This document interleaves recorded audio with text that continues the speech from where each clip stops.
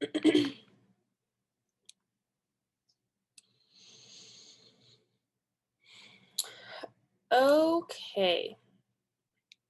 So good morning, guys, again. And we are finally on our last day of camp. So that's super exciting. So I think both of you should be good on this by now. But if we do have any problems, we still have me, Margaret, and Kristen here. Margaret's our pro tech person. So if we have any troubles, no worries, we'll get it figured out. We had some troubles yesterday in our afternoon session. So we're going to do a little recap from presentation 3 yesterday. So yesterday y'all learned about many of the different biomes that are present on the earth. Does anyone remember what this flower is called?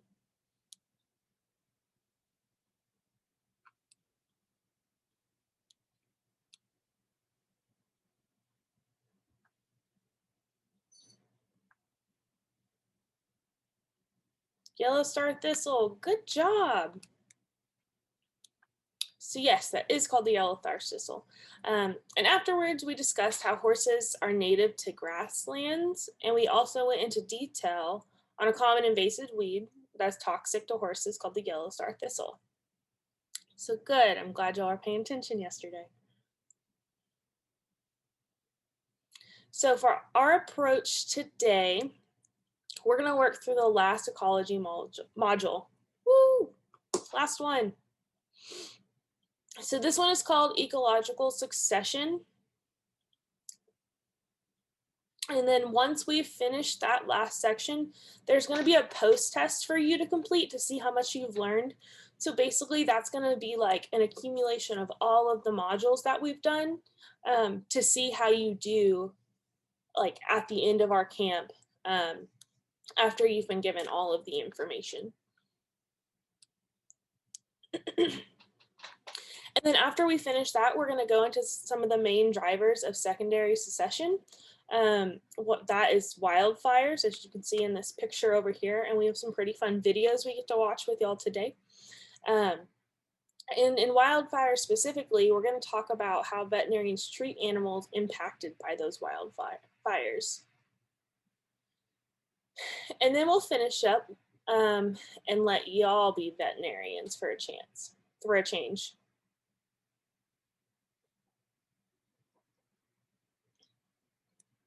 So we're going to finish up this ecology module. We're going to give you about 10 minutes to go through the last section.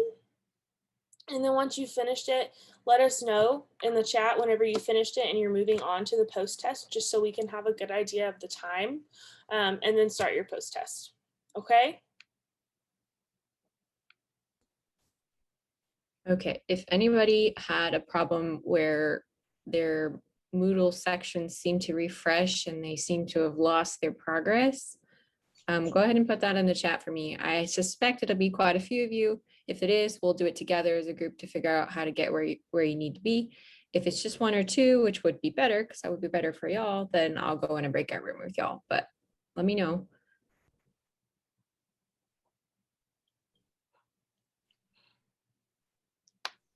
And if you get to drop right into ecological succession with no problem, that's good. That's where you should be.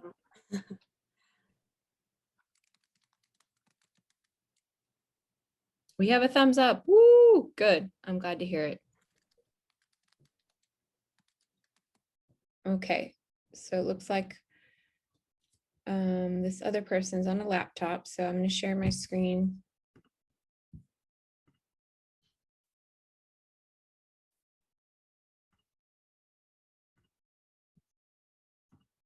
Okay, if we're at our base page where we would log in, the One Health page, you're going to enter your regular login.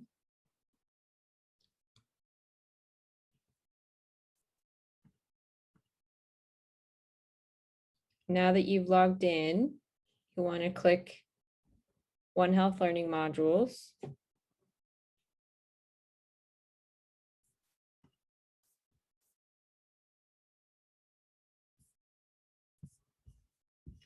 And then you'll begin Ecology module, because that's the one we're working in. We have all these tiles here, and that's the problem we've been seeing is a lot of people are seeing that their tiles are now grayed out and they've lost the progress through the module, which is found under essential knowledge, because it's saying it wants us to take the pretest again, even though we've already taken it because we have a check mark. But you can still click on the grayed out post-test promise. Of course, it's not going to do it now. If it won't let you click on it, I have a solution for that. This is good. It's on recording for anybody that needs help. Go ahead and click on your pretest. That's okay if you had to retake the pretest. What I would say is that if you are also a person that's needing to retake the pretest, you don't actually have to sit through and take it again because you already have your original score. Once you've entered it, just go ahead and click finish attempt and submit it. And it's okay that you won't get any points because, like I said, we've done it before. And then go back to the course and look, everything is unlocked. So then you can click post test and enter your ecology module post test, which should look like this for you to attempt it. So we're gonna go ahead and get started. Let me get my screen shared again.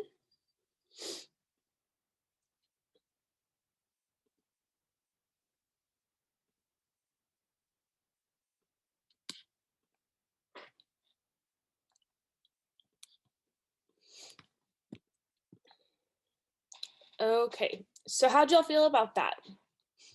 Was it hard? Was it easy? Was it a good refresher?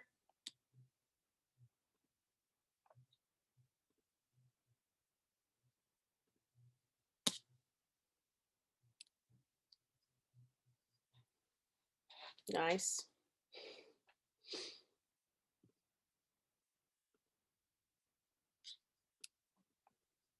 Thumbs up. Awesome.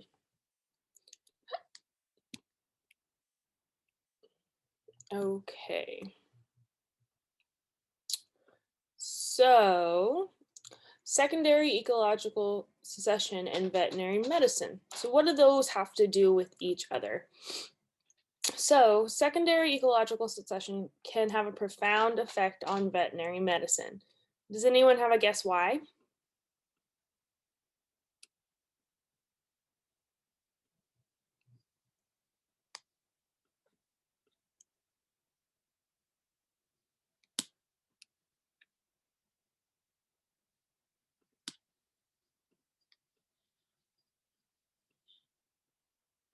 No.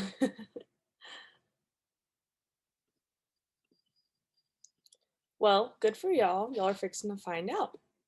So, in the event of a wildfire, veterinarians must be ready to respond and provide aid to animals in need. So kind of like in this picture, you see this deer. So this can include treating animals who have lost their habitats, rescue dogs working to locate people,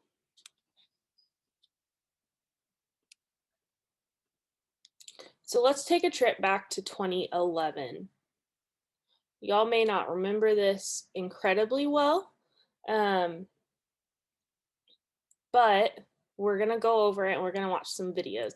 So in Bastrop, Texas, which is about an hour and a half, an hour 15 southwest of here, 34,000 acres burned. Over 1,600 homes and 40 commercial structures were destroyed. So 40 commercial like businesses. $325 million in damages happened due to the fires. This was the most destructive wildfire in Texas history. And these are real pictures. So what type of veterinarian would respond to such a major disaster? What do y'all think?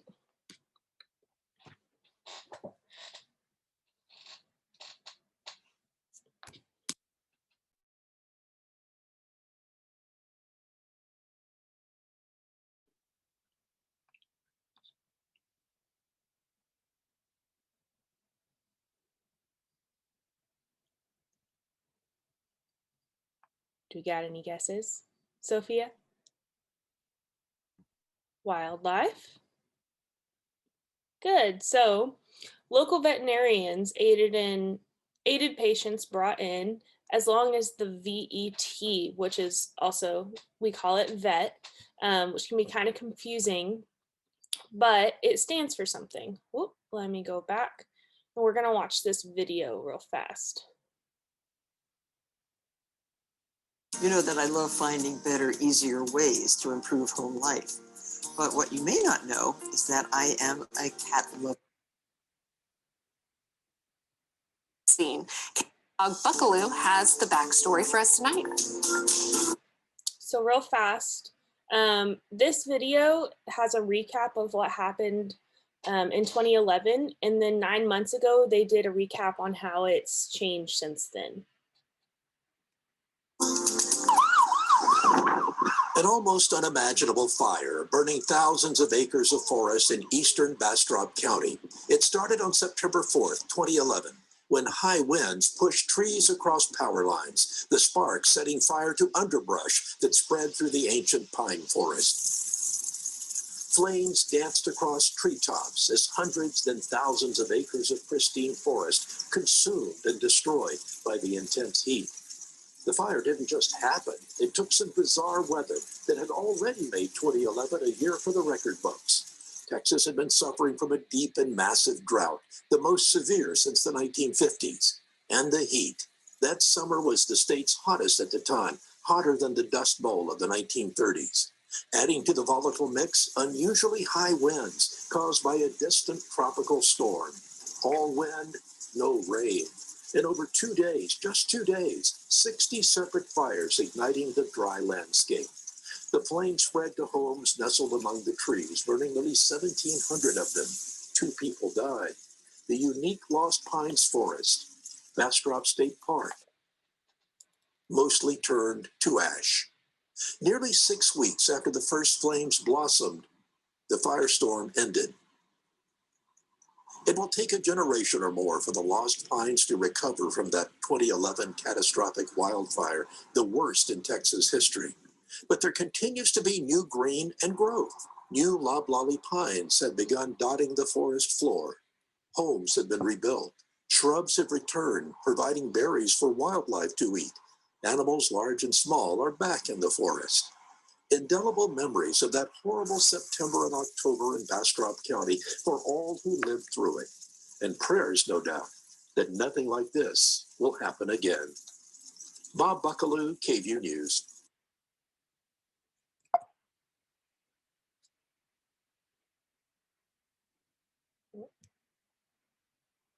So that gives you an idea of what happened.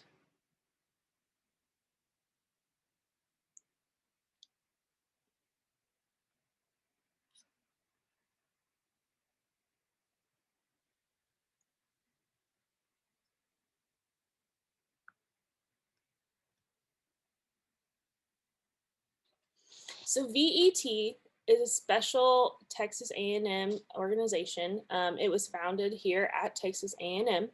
So the Texas A&M College of Veterinary Medicine and Biomedical Sciences Veterinary Emergency Team. That's what VET stands for.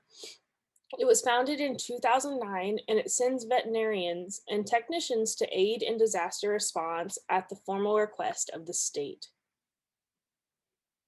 In 2011, vet deployed to Bastrop during the wildfires to treat. Does anyone have any ideas of what they might have treated?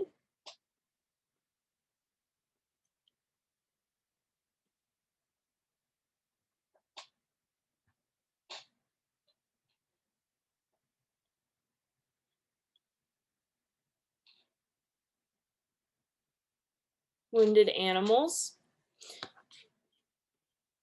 So local animals displaced and injured.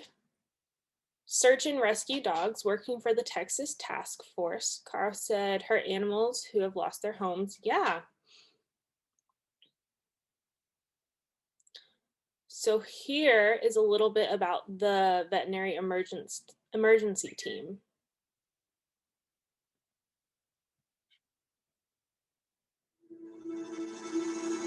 Whenever we get the call to deploy, our Our team trains to a standard of having a roster set, having everything loaded, and being on the road within 3 to 4 hours. Being ready to go on a moment's notice is an incredible challenge for our team members.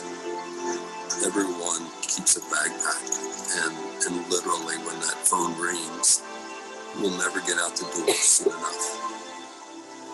Disasters don't come at our convenience. Hurricane doesn't care if it's 3 a.m. When it hits, we go.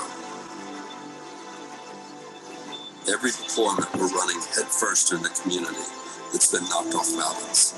Texas A&M gave us the tools to make a difference. We deliver aid to animals that have been displaced in the chaos and injured. We care for search and rescue dogs that are searching for the lost. And in answering the animal problem, we're helping others solve the human problem. Disasters don't discriminate. They tear through everything. There's no way to prepare the team for what they will see when deployed. There's scenes that stick with you and sights that you can't process in the moment because you have to stay focused on the job at hand. And what that does to you whenever it's really pulling on you, calling you to action. And when people are impacted by disasters, they need something. They need something to hold on to. That's what drives every single member of this team. They run toward a disaster rather than away because they care about the people, they care about the animals. I've seen this across all of our deployments, across all of our team members. They do so much. They work so many hours. They see so many animals. And they all come back with the emotion of, I didn't do enough. I should have done more. That has to do with the type of character that Texas A&M stands for. Caring for animals is what makes them veterinarians. The willingness to come back and do more, that's what makes them Aggies.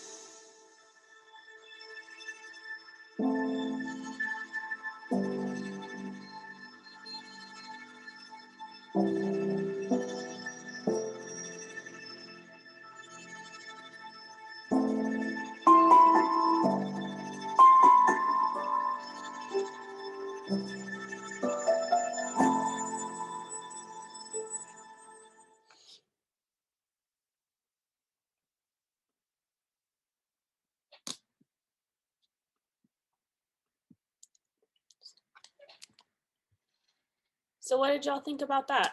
We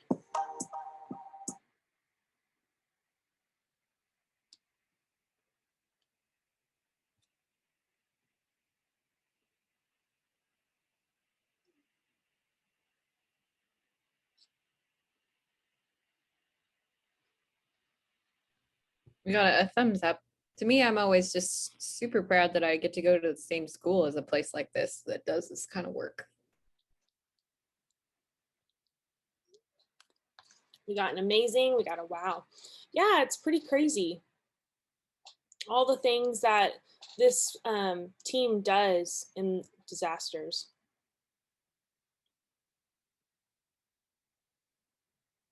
So injuries, the VET may treat on deployment.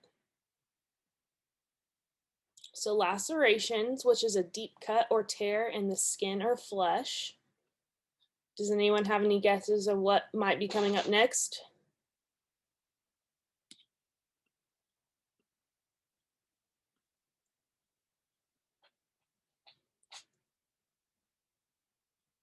Yeah, poor horse. Looks like he got some burns pretty bad. Infections. So burns. Puncture wounds, which are deep wounds caused by something sharp or pointy. Corneal abrasions, which means injuries to the eye. Infections, good job. And that means an open wound that is very susceptible to an infection. Animals who have been in flooded waters for prolonged periods of times are at risk for infections as well. So when we have disasters like hurricanes, this is something that happens during those times. And those are also things that the VET gets deployed to as well. So any natural disaster, it could be a hurricane, it could be a fire, anything you could think of. Dehydration and fatigue, that's a really big one.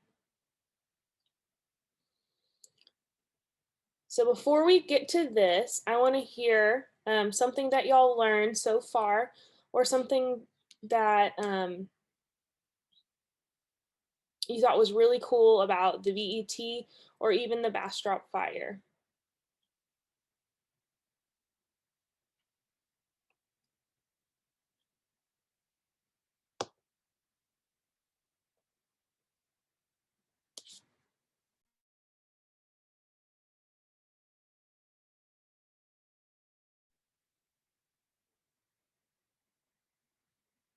You can put it in the chat or unmute yourself and say it out loud, whichever you prefer.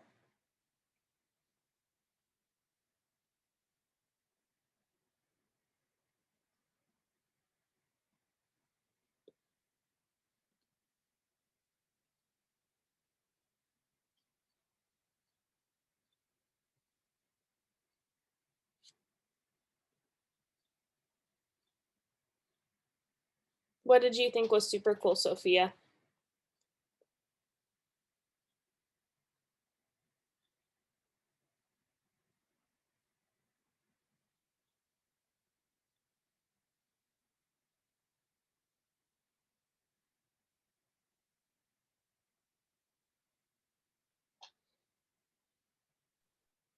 I think everyone may be asleep this morning.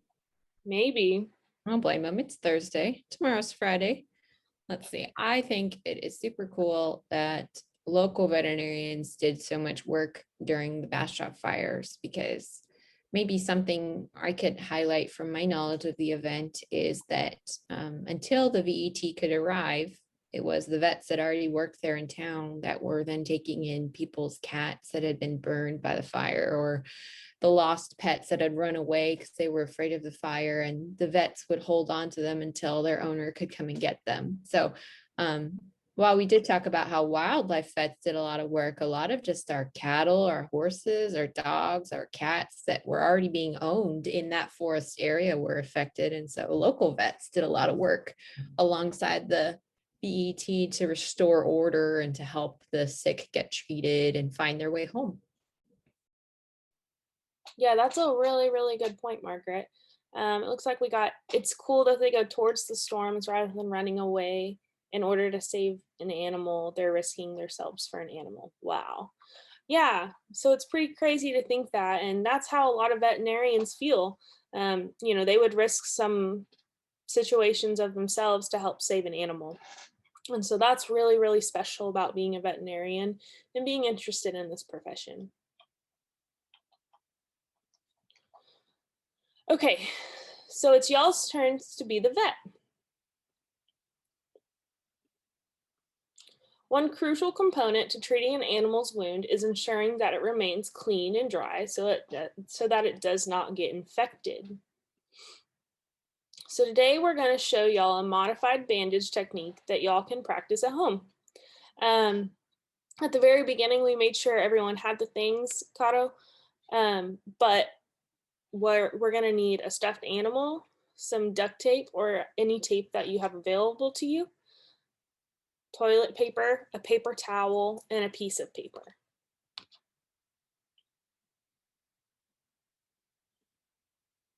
So please do not apply a bandage on one of your pets using the materials we have asked you to gather. These are not things that we actually use on animals. We always use like very sterile, very soft, and medical bandages. But for the purpose of this activity, these are the things we're going to be using. Rather than understanding principles behind bandaging that can be used when the proper materials are available. So, like I said, this is for understanding the principles, not for actually treating the animal.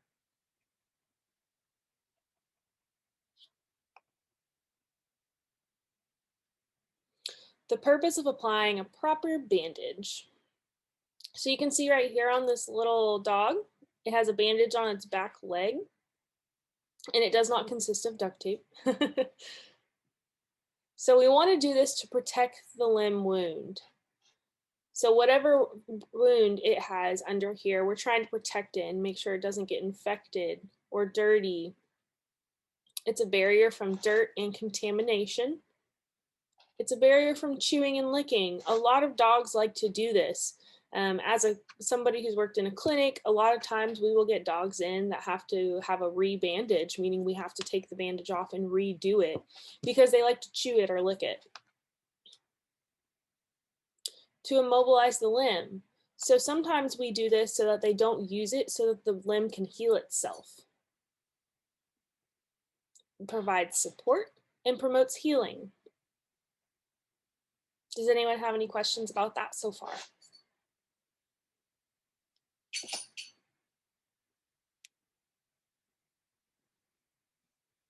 Okay. So the MRJ bandage, which is called Modified Robert Jones. In real life, we have a primary layer, which is called the contact layer. So that this is up here, which is a non-adherent pad. So something that's not sticky and it won't stick to the wound and hurt it. So it's in contact with the wound or skin. It holds the dressing in place. The second layer is called the holding layer. So this is what these consist of, which is cotton and stretch gauze. So these hold the contact layer. So this part, these two hold this part in place. And it's designed to absorb moisture. So if anything gets wet or maybe the dog starts to sweat, we want to get as much moisture out of there. So these try to absorb it so that it doesn't get into the wound. And then the third layer or tertiary layer is the vet wrap that we generally use. And this holds and protects the bandage. So for our activity, we have our duct tape, toilet paper, our stuffed animal, scissors, I did forget to say that, and then a strip of paper.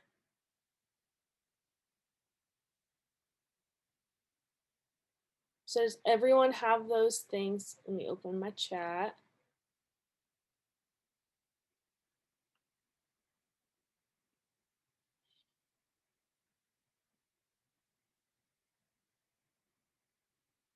So the paper towel, the non-sticky is the paper towel.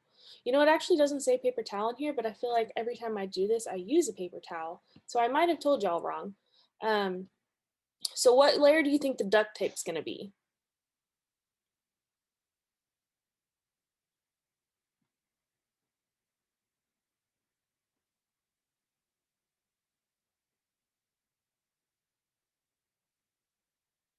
The wrap. I can't.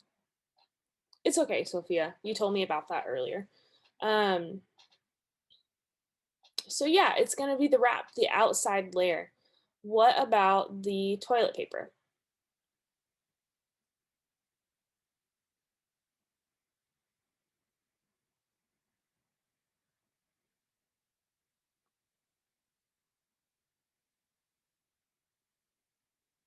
Do you think toilet paper is absorbent?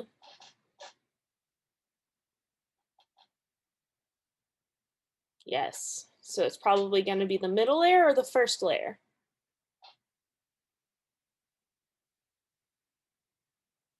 Middle, good job. And then what about the piece of paper? What layer do you think that's going to be?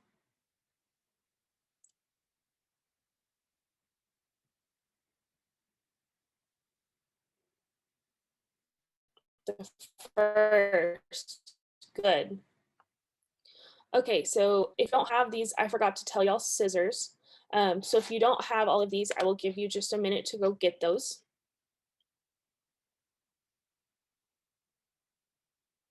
And the paper is going to be the layer that touches the skin, Sophia. So I guess it depends on how you want to look at top.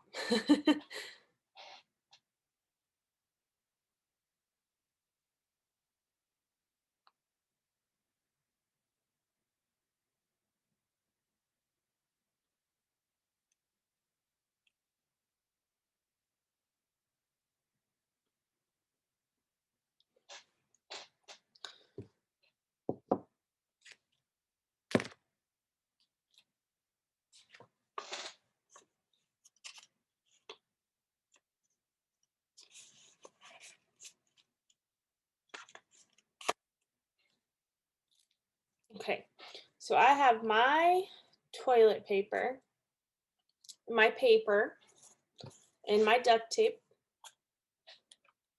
and my stuffed animal. And I have scissors. They're just sitting over there.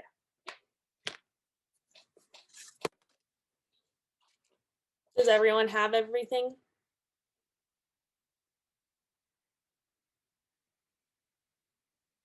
Okay. So the key points, we want to wrap from the toes up. So we want to wrap toes up. We're going to cover half of the previous wrap each time. So what that means, I'm going to show you with my toilet paper. And this is why I was saying a long leg, because the toilet paper is a little, I'll do it on my arm to show you. So if I'm wrapping, maybe, I want to cover half of the previous wrap with the new. Does that make sense?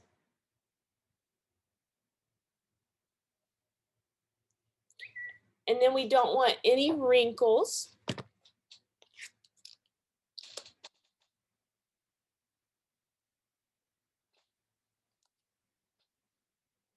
We want to keep the roll as close to the limb as possible.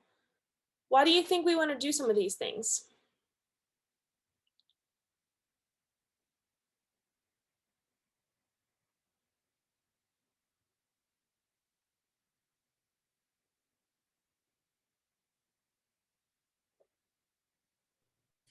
Maybe their hands are covered in toilet paper, so they can't. Very true. So we want to do some of these things so that to make sure the bandage is secure and good. Yeah, Sophia. So we want to do this. We want to wrap from the toes up so that we don't cut off any blood circulation and that we help blood return back to the body from the leg. And we want to cover half with the previous wrap so that we have a secure and good bandage. Good job, Sophia. No wrinkles, because could you imagine, say, if any of you have ever had a cast, or if you had to have some type of bandage on your arm or your leg, if there was a wrinkle in it, it might be kind of uncomfortable, huh? I think it would be. So we want to make it as smooth as possible. And we want to keep the roll close to the limb because it helps wrap it better. We want to go as high as possible. So if I'm wrapping to my elbow, I'm going to start here and I'm going to go all the way to the elbow as high as I can. Or if I'm going to my arm, I want to go as high to the arm as I can. We want to make sure it's snug but not too tight, because if it's too tight, we might cut off some blood circulation and it might be a little uncomfortable. So when we're doing this, you need to take your time, and we also, really important, need to make sure that we can see the toes whenever we're wrapping. So pretend this is a leg. We want to start to where we can still see the toes and then go up. So does anyone have any questions? And I don't know if Margaret or Kristen are doing it, but I will be doing it as well with y'all to make sure you don't have any questions, or if you do, I can answer them. I have Snoopy here for moral support, but I did not bring my bandage supplies. However, I think we would all really love to see your bandage when you're done with it. Yeah. And I would love to see, oh, I don't know if you were talking to me, but I would love to see y'all's bandages when y'all are done with them. Oh, yeah, I want to see their bandages. I know theirs are going to be pretty. Okay, so what is the first layer, unless y'all have already started?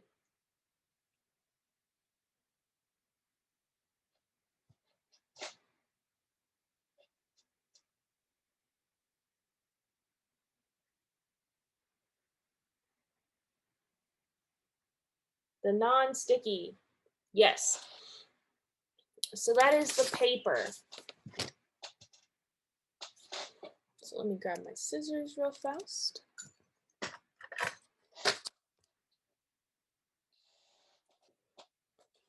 I'm gonna go ahead and cut my paper just because my dog's leg is a little.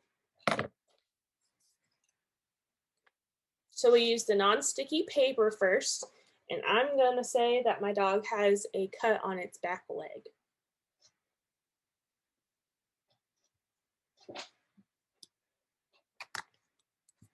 Trying to scoot my computer back as far as I can.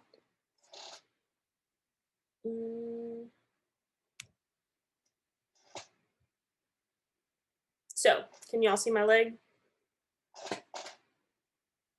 Yep, it's a very cute leg. Yeah, it's a pretty cute leg, huh? So I'm gonna say the cut is right here. So I'm gonna go ahead and put my non-sticky layer on it. And then, what's the second layer? I can still see the chat, guys.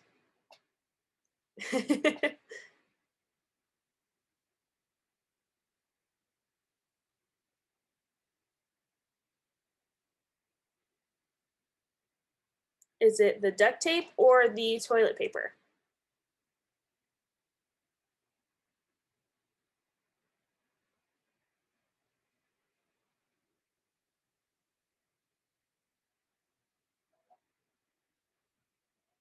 Toilet paper, good job.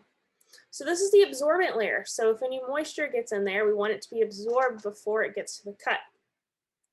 So I'm actually gonna fold my toilet paper in half so that y'all can see it a little bit better.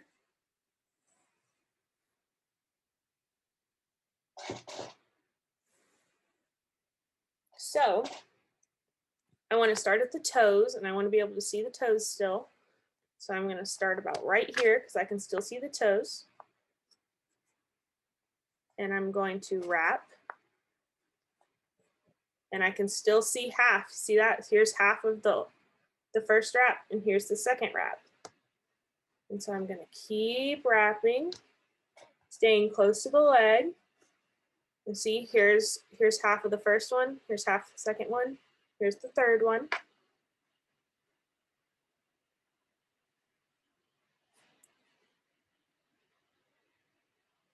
And I've gone all the way up here as high as I can go, and I wrapped from the toes up.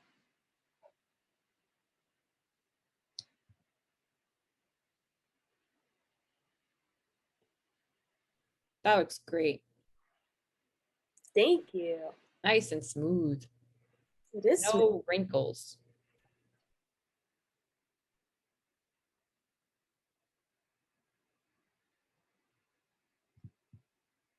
Oh, my dog's trying to fall off the table. So then I have my duct tape.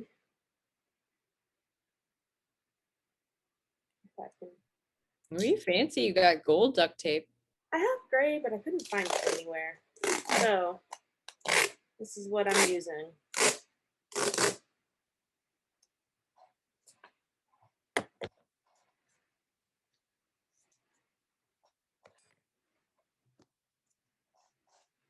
Okay, so I know I totally just gave you a hint, but what's the outer layer?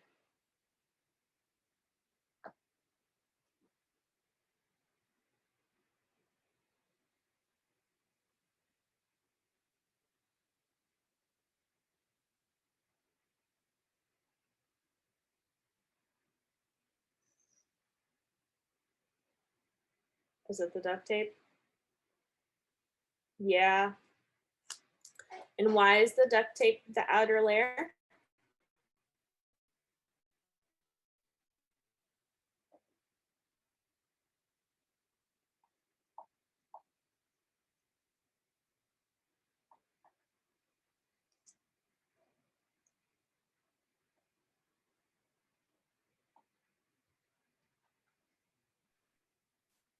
Sophia, Caro, Maria, to keep the animal from messing with it. Yeah, so we want to keep it all in place and really strong to support it. And we want to keep the animal from messing with the wound underneath it. So we're going to start the toes again. And one thing that isn't on there, we always want to leave a little bit of this toilet paper showing so that the duct tape doesn't get on the skin, because that would also be a little bit uncomfortable. So I'm going to wrap my leg with the duct tape, maybe.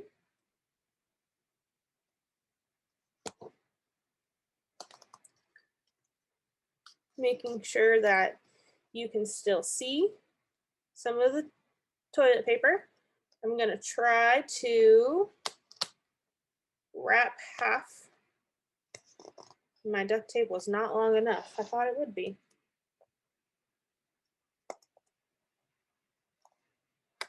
So right there, here's the first wrap, here's the second wrap. You can still see some toilet paper and you can still see the toes. And normally you would not do this, but since it's duct tape. And there's your modified Robert Jones bandage. Okay, I want to see everyone's. Cameras on, cameras on.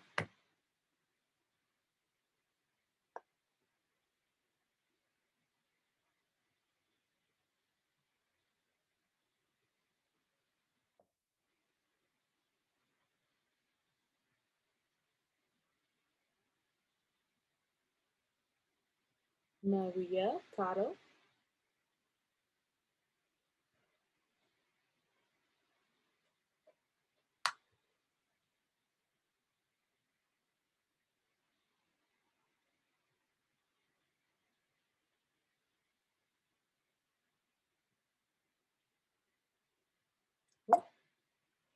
I didn't mean to do that.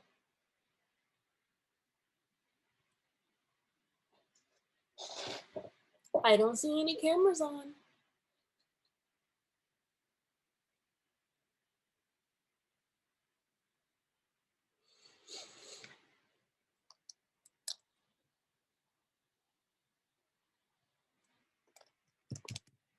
I'll show you my cat if you turn your cameras on.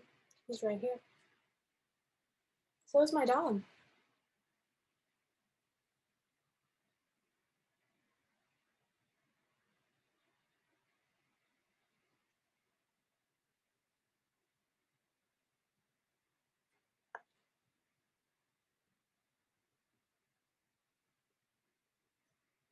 Maria, you're still working on it? Well, that's okay. You can turn your camera on while you're working on it.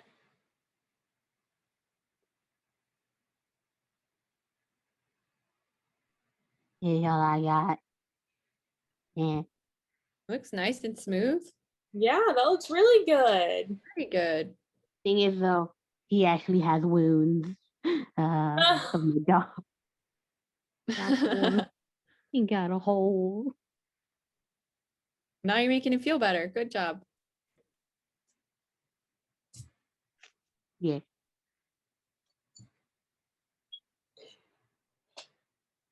Kato, what about you? You said you already did it? Oh, here's the kitty cat. He just jumped in my lap. Say hi. Hi, Pogo.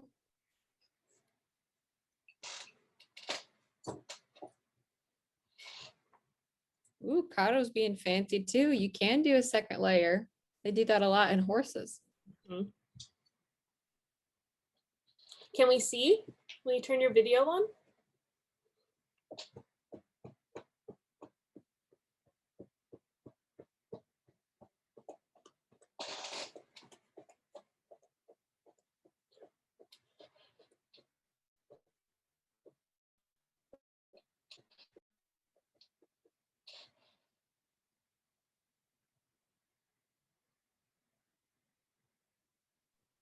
Sure, you can send us a picture in the chat. No problem.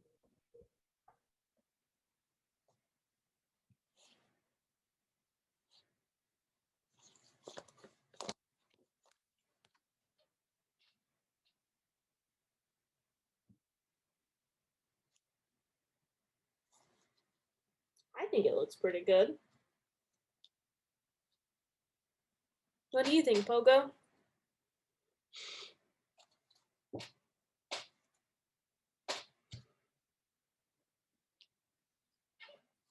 Okay, so while Kato's sending that picture, we're gonna go ahead and move on to the next slide.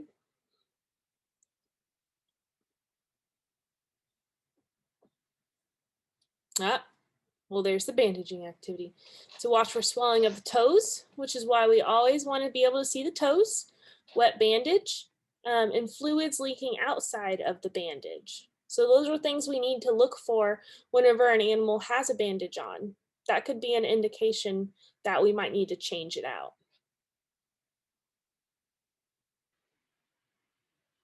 So what are some things that y'all learned today?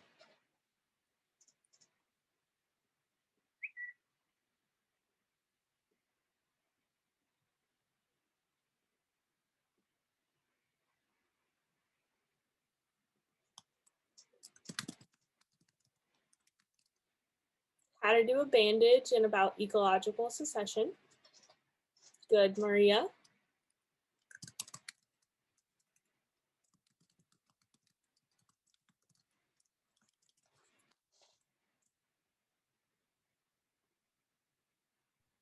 I know, I was glad to get an update on Bastrop and see that their wildfire recovery is going well. That's always really encouraging.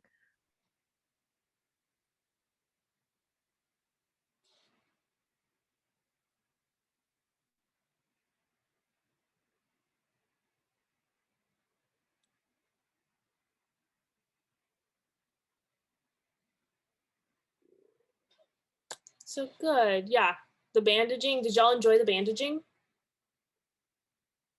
About TAMU's VET program? Yes.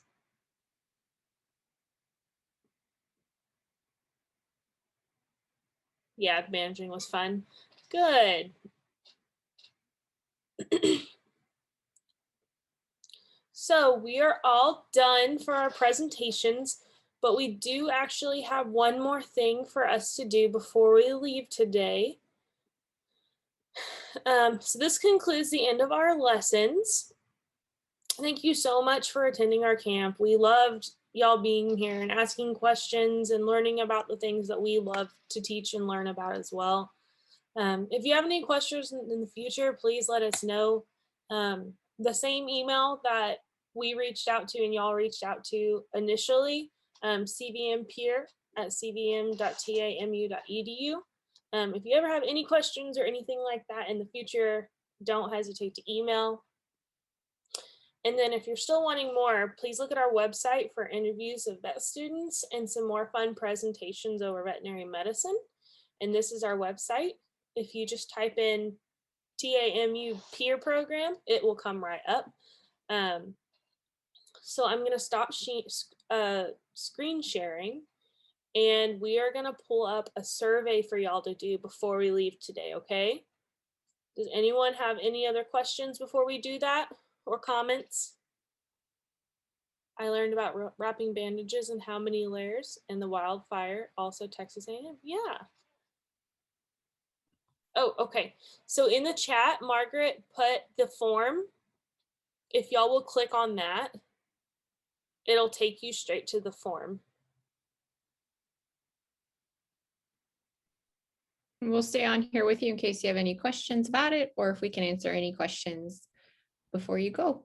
Thank y'all so much. We really enjoyed working with you.